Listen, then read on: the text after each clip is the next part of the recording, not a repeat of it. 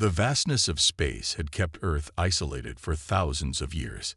Hidden in a spiral arm of the Milky Way, the blue-green planet rotated quietly, unknown to the wider galactic community. Not that they wanted to find it. In the official records of the Galactic Federation, Earth was marked with the most terrifying designation possible. Class 15 Deathworld. Do not approach. Most Federation species evolved on gentle worlds with stable climates, predictable weather, and minimal natural threats.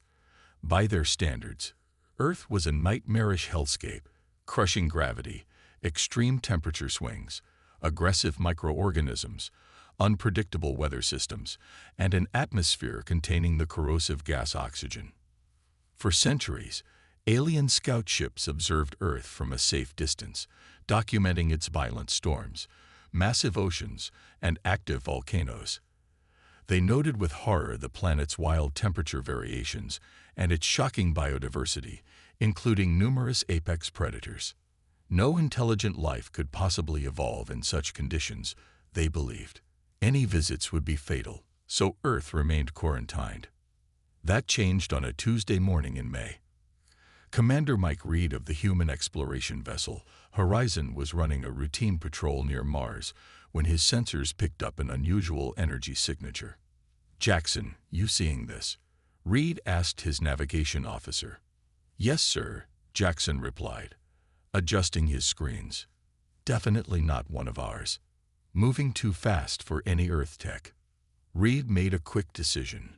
Change course to intercept. First contact protocol. Inside the Federation scout ship, alarm sirens blared. Captain Drell stared at the scanner in disbelief. "Impossible," he whispered. The approaching vessel had launched from the Deathworld. Something was alive down there. Not just alive, but building spaceships. Protocols demanded immediate retreat, but curiosity overcame fear. Drell authorized a communication link. When Reed's face appeared on the view screen, Drell's crew gasped. The human looked nothing like the monstrous creature they had imagined might evolve on such a brutal world. He seemed almost normal, if strangely configured. "This is Commander Reed of Earth Vessel Horizon. We come in peace and friendship." The translator processed the message, and Drell felt his three hearts racing.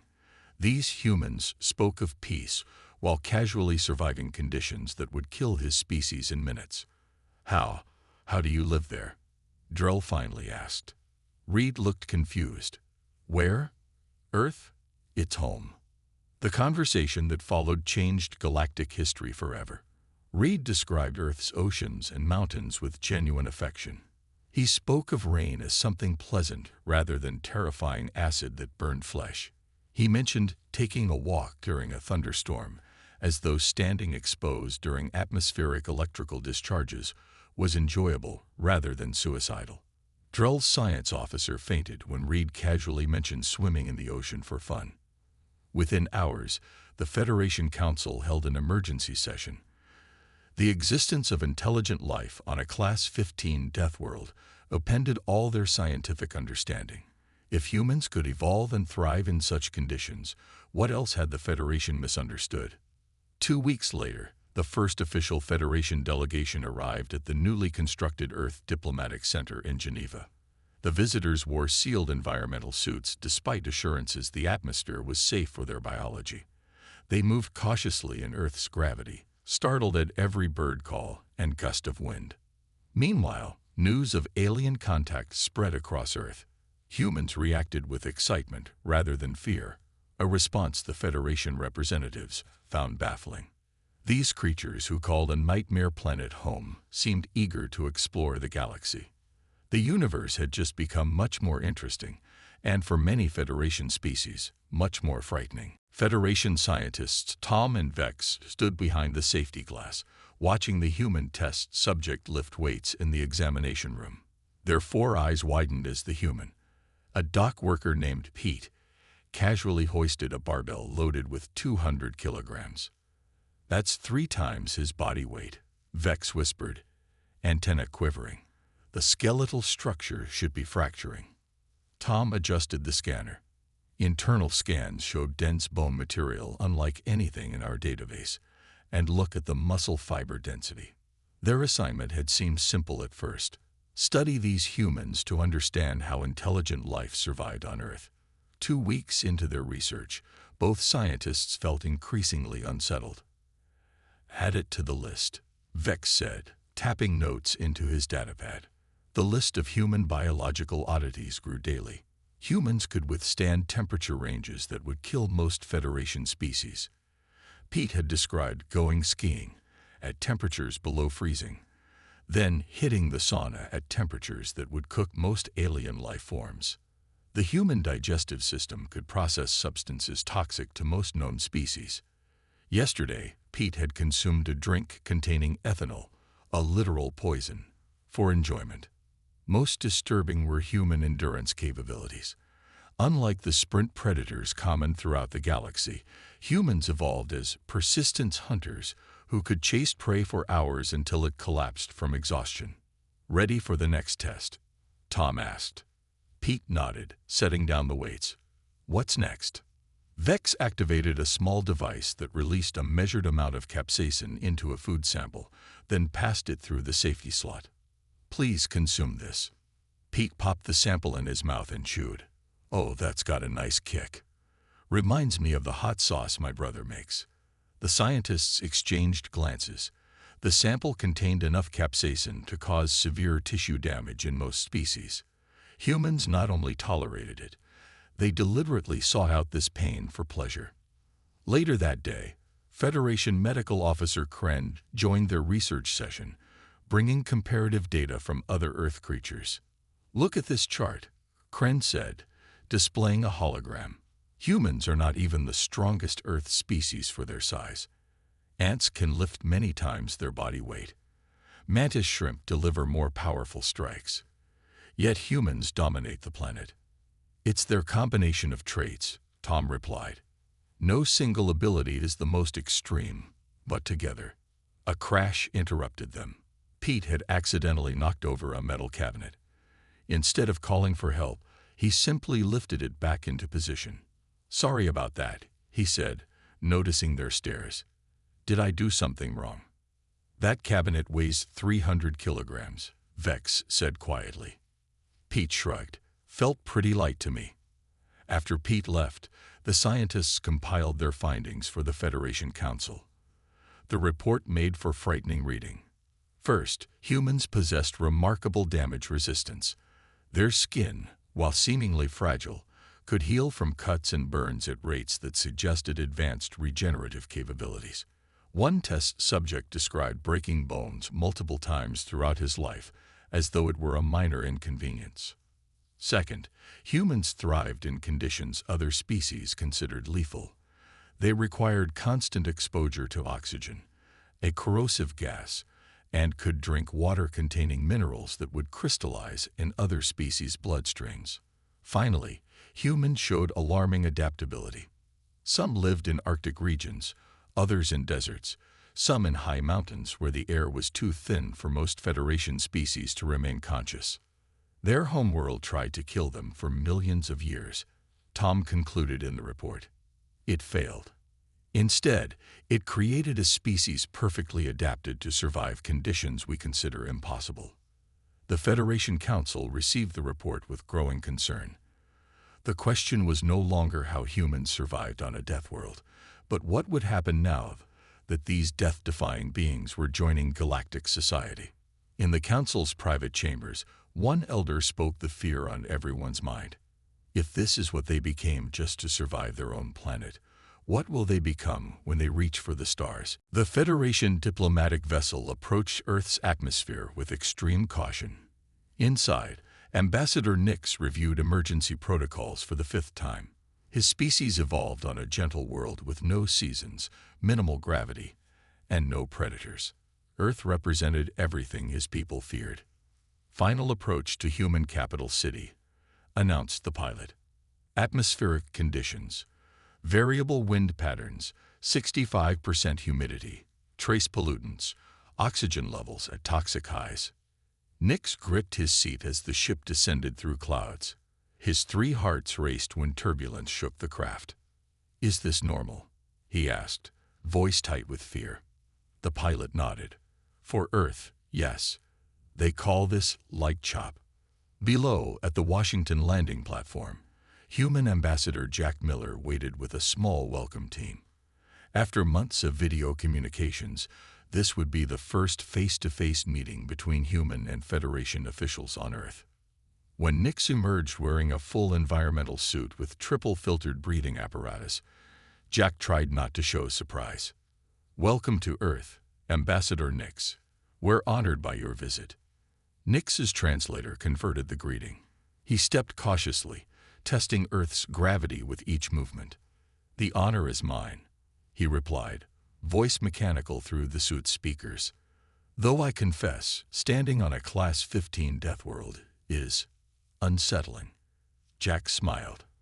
"I hope we can change that impression during your stay." The official tour began with carefully selected locations: museums, gardens, government buildings. Nix remained tense but curious. When a butterfly landed near him, the entire Federation delegation jumped back in alarm. "Just a butterfly," Jack explained. "Completely harmless." "You have flying creatures that can approach without warning?" Nix asked, horrified. Jack realized this would be harder than expected. Meanwhile, at Federation headquarters, human cultural attaché Maria attended her first council meeting. The massive chamber designed for 63 different species maintained environmental conditions that all could tolerate, which meant, for humans, uncomfortably cool temperatures and dim lighting. "The Council will now discuss trade route adjustments in Sector 7, announced the Chief Counselor. What followed was the most painfully slow decision process Maria had ever witnessed.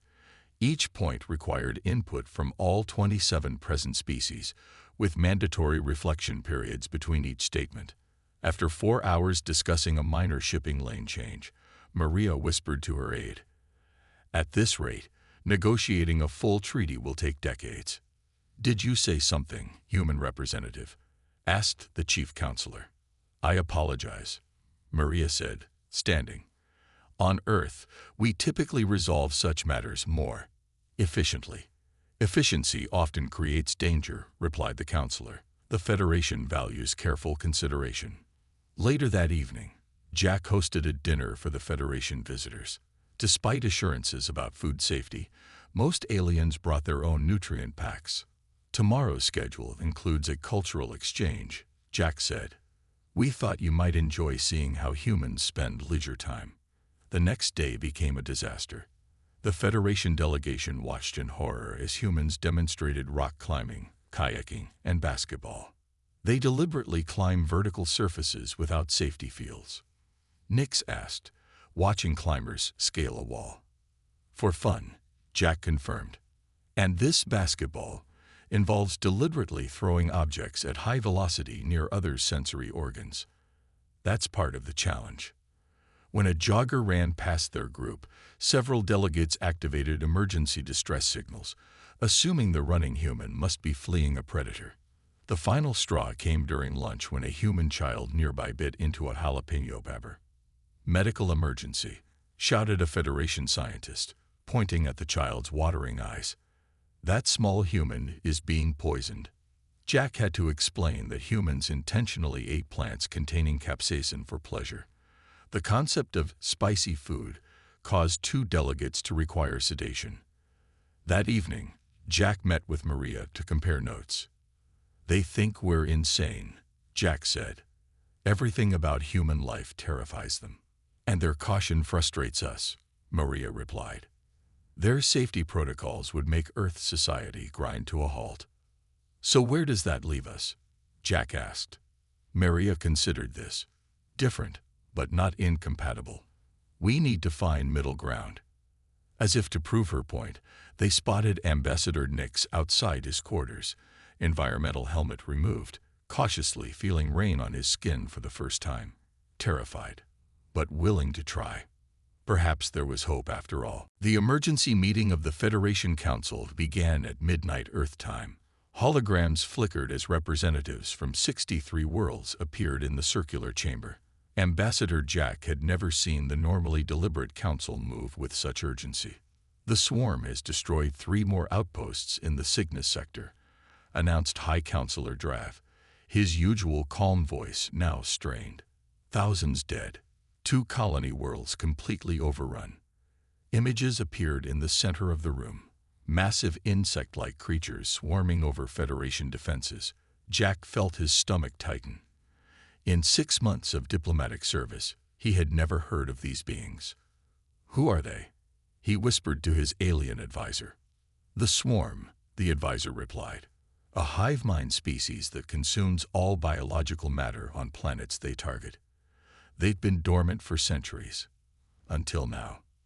Military strategist Lana Banks stood at the back of the Earth delegation, analyzing the swarm's attack patterns. As a former Marine commander, she recognized coordinated assault tactics when she saw them.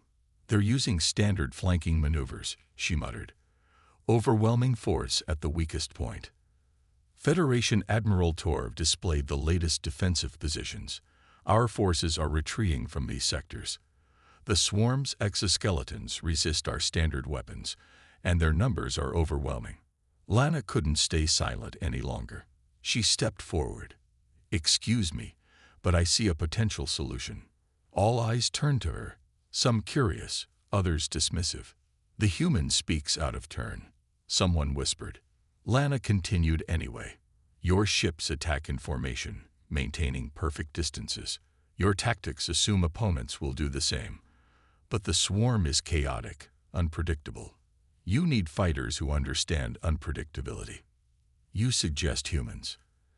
Admiral Torv asked, 4 eyes blinking in sequence. "We evolved fighting predators and surviving disasters. Adapting to chaos is our specialty." The chamber erupted in objections. "Impossible.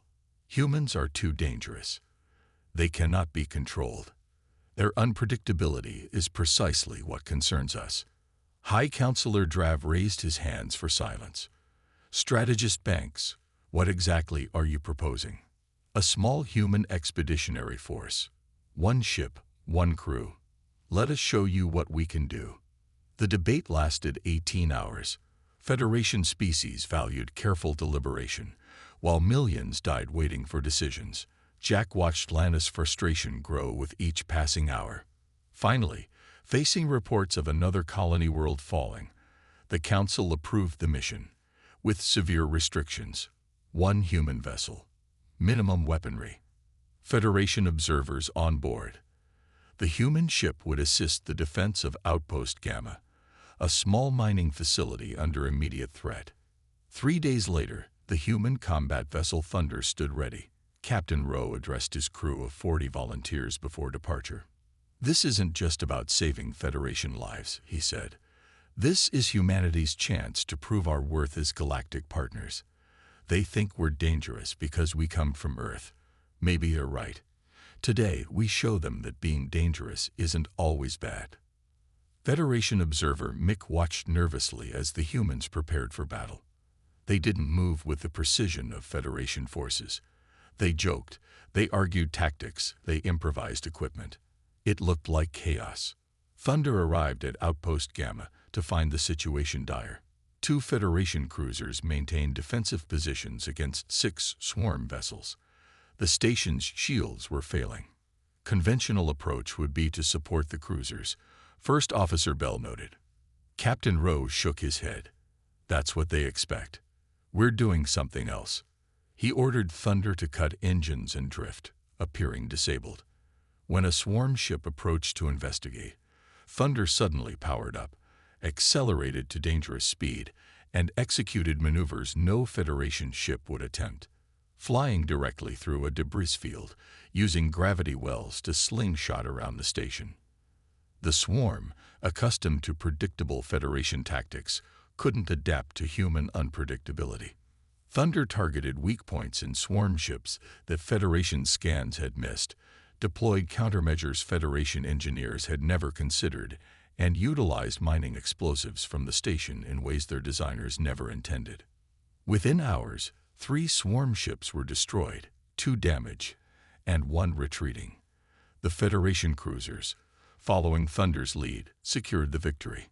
As Outpost Gamma celebrated its unexpected salvation, Federation observer Mick sent a private message to the Council.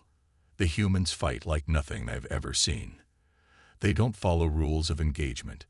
They improvise constantly. They take suicidal risks. And they won. The Council had feared humans couldn't be controlled. Now they feared something else entirely, that humans might be exactly what the galaxy needed. The Federation medical ship Mercy floated in orbit above the human colony on Mars. Chief Medical Officer Zinn nervously adjusted his environment suit for the 5th time. After the Thunder's victory against the Swarm, Federation attitudes toward humans had shifted from fear to cautious respect, but old habits died hard. "You don't need the full suit," Dr. Marcus advised as he entered the airlock. "Mars colony is maintained at Earth standard conditions." "I prefer caution," Zinn replied. His species evolved on a world with 1/3 Earth's gravity and no seasonal changes. The idea of voluntarily visiting a human settlement terrified him. Marcus shrugged. "Suit yourself. The medical center is eager for your visit." As their shuttle descended to the Mars colony dome, Zinn peered through the viewport.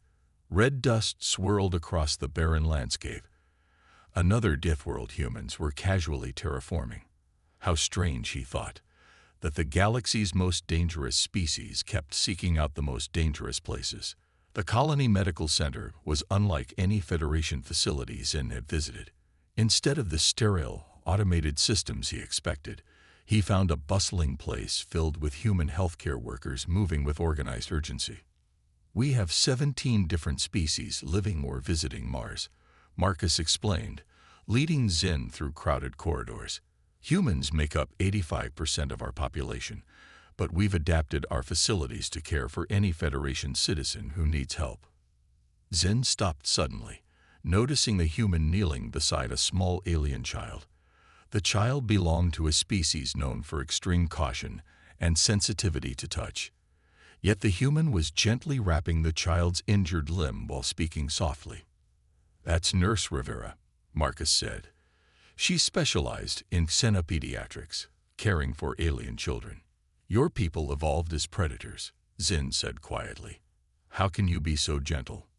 Marcus considered this. "Maybe because we had to be. On Earth, strength without control is just destruction. We learned that compassion required just as much evolution as our physical abilities." Throughout the day, Zinn observed human medical practices with growing fascination.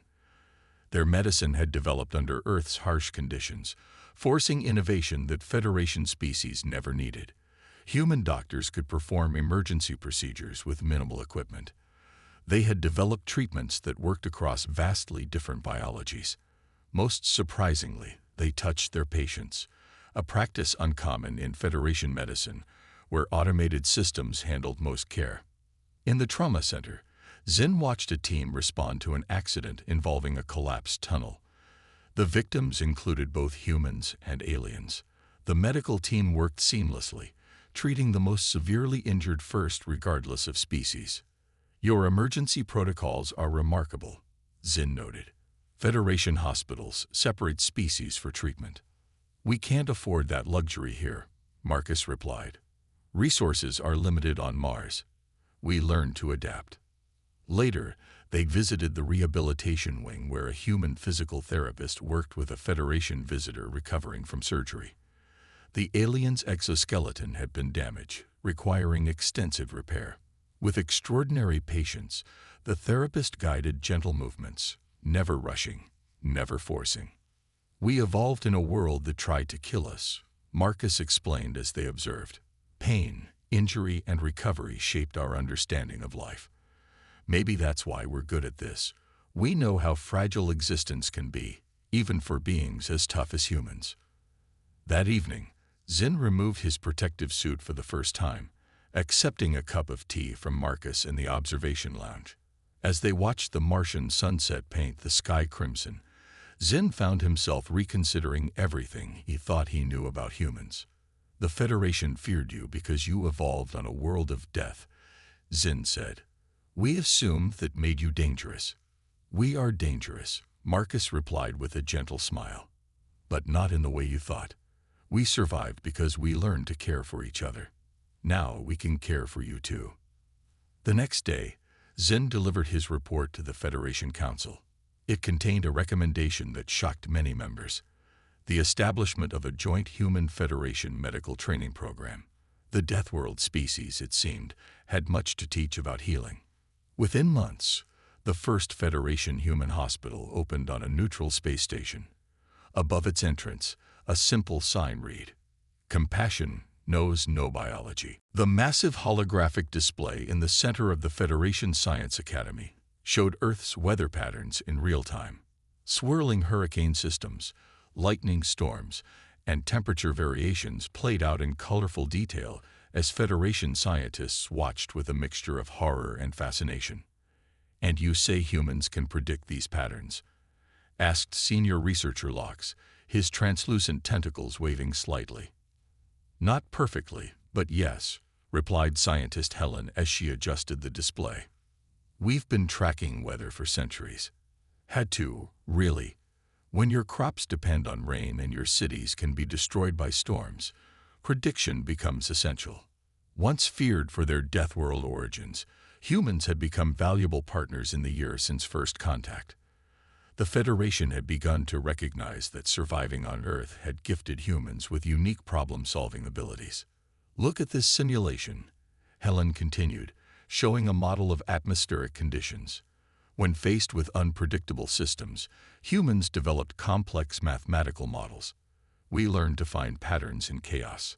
Across the Academy campus, similar exchanges were happening in dozens of fields. In Engineering Hall, human technician Ben showed Federation builders how Earth structures withstood earthquakes. "It's all about flexibility," Ben explained, demonstrating with a model building.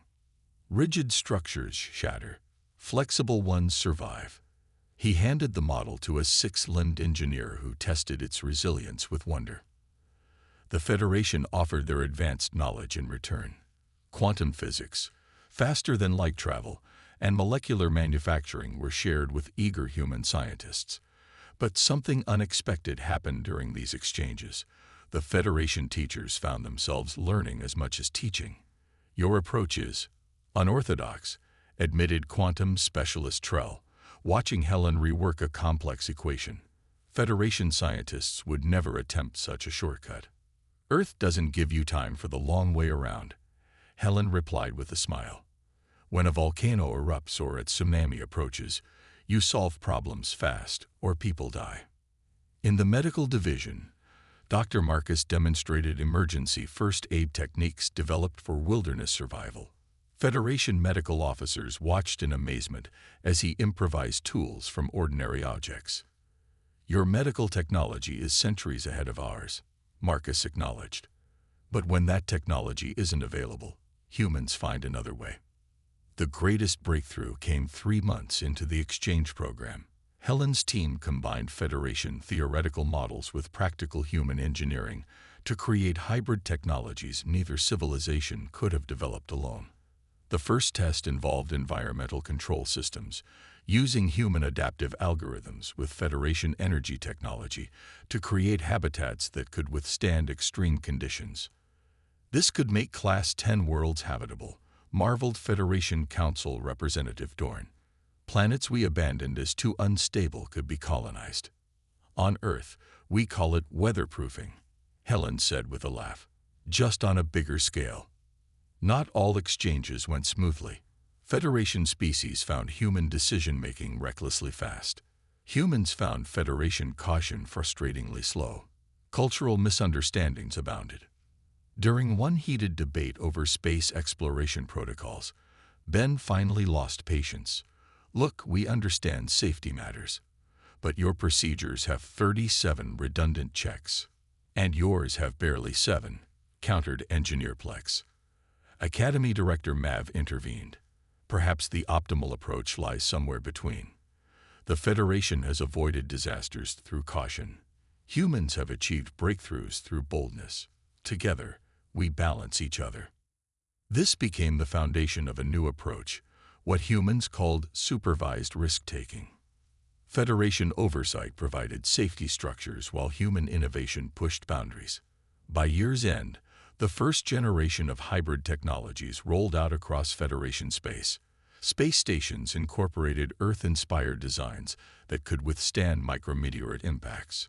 Federation ships adopted simplified emergency systems that human crews could repair without specialized tools. In her private quarters, Helen reviewed messages from Earth with satisfaction. Human universities were incorporating Federation knowledge into new curricula. Children born today would grow up understanding both perspectives. "Did you ever imagine this outcome?" asked her Federation colleague Lox, joining her for evening meal. Helen shook her head. "When we looked at the stars, we imagined finding either gods or monsters. Instead, we found partners." Lox's skin changed color, his species' version of a smile. "And we who feared the Deathworld found not monsters, but teachers." 5 years after first contact, the Federation Council chamber looked very different. Human representatives now held permanent seats. Environmental controls accommodated Earth standard conditions in one section, and the agenda moved twice as quickly as before. The integration of humans into galactic society had transformed both sides in ways no one predicted. Admiral Morgan stood before the council, her uniform bearing both Federation and Earth insignia. Behind her, a holographic display showed a distant star system pulsing with warning symbols. "Scans confirm it's a Class 20 Deathworld," she explained, pointing to a stormy planet. "Atmospheric toxicity exceeds Earth by 30%. Gravity is 1.4 times Earth standard. Tectonic activity off the charts." The council members murmured with concern. A Class 20 was considered completely uninhabitable, worse than Earth. "We'd normally mark it for observation only," continued Federation Science Director Kell. "But deep scans detected something unexpected, artificial structures. Something intelligent lies there." This announcement sent ripples of shock through the chamber. Before humans, the Federation believed nothing intelligent could evolve past Class 10 conditions. "We need to establish contact," Admiral Morgan stated. "These beings may have technology or knowledge valuable to the Federation." "Impossible," objected Counselor Drav. "No Federation team could survive such conditions." Morgan smiled. "No purely Federation team, correct. But we have another option." The Crisis Response Unit had become the Federation's most elite organization. A mixed team of humans and select Federation species trained to handle the most dangerous situations. When natural disasters, invasions, or ecological collapse threatened Federation worlds, the CRU deployed. Their unofficial motto: "Send humans to the hard places." Commander Raj stood at the front of the briefing room, facing his team of 8 humans and 4 Federation specialists from worlds with harsher-than-average conditions. "This mission is unlike any previous contact scenario," he explained. "We'll be meeting a species that evolved under even more extreme pressure than humans. We have no idea how they think, what they value, or whether they'll see us as friends or threats." Science Officer Lee examined the planet scans. Atmospheric composition suggests they might use different elements for respiration. Their biology will be completely alien, even by our standards. "Which is why humans need to lead this mission," Raj continued. "We understand what it means to evolve in constant danger. We know the psychology it creates. The wariness, the quick decision-making, the need to assess threats instantly." Federation Specialist Forn nodded. "My people once feared humans for those very traits. Now we rely on them." The journey to the Class 20 world took 3 weeks. As their ship entered orbit, the team watched the planet's violent surface through view screens.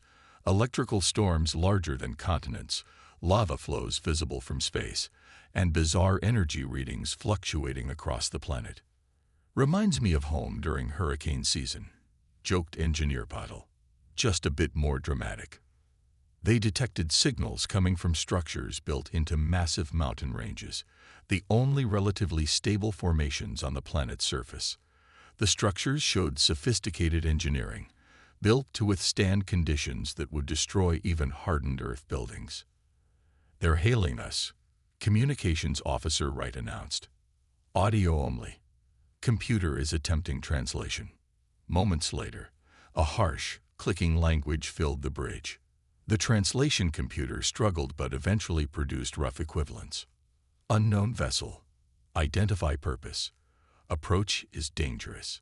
Your safety uncertain. Raj smiled at the message.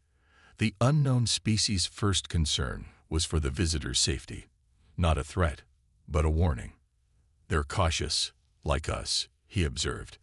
They evolved expecting danger from everything new. He opened a response channel. This is Commander Raj of the Galactic Federation Crisis Response Unit. We come in peace as representatives of many worlds. We too evolved on a world that tried to kill us every day. We understand what that means. After a long pause, the response came through clearer this time, the translation improving. You survived a world like ours. We believed we were alone. Not anymore, Raj replied. The galaxy is full of life, most evolved on gentle worlds. But some of us, like you, like humans, were forged in fire. We'd like to meet you, if possible. Another pause then. We would welcome this. Proceed to coordinates. We will help ensure your safe arrival. As the team prepared for landing, Vorn approached Raj. 5 years ago, Federation species feared everything about Earth. We called it a Deathworld and stayed away. Now humans are our ambassadors to worlds even more dangerous than your own. Raj nodded. The Federation needed what Earth taught us: resilience, adaptability, and the ability to thrive despite overwhelming odds. Now we can welcome another species that learned those same lessons. The shuttle descended toward the coordinates, shaking violently as it pushed through atmospheric turbulence that would have deterred any Federation ship before the human alliance. Ready to make new friends? Raj asked his team. They nodded, faces showing the same expression that had carried humanity from caves to the stars. Not fear of the unknown, but curiosity and determination to meet whatever challenges came next.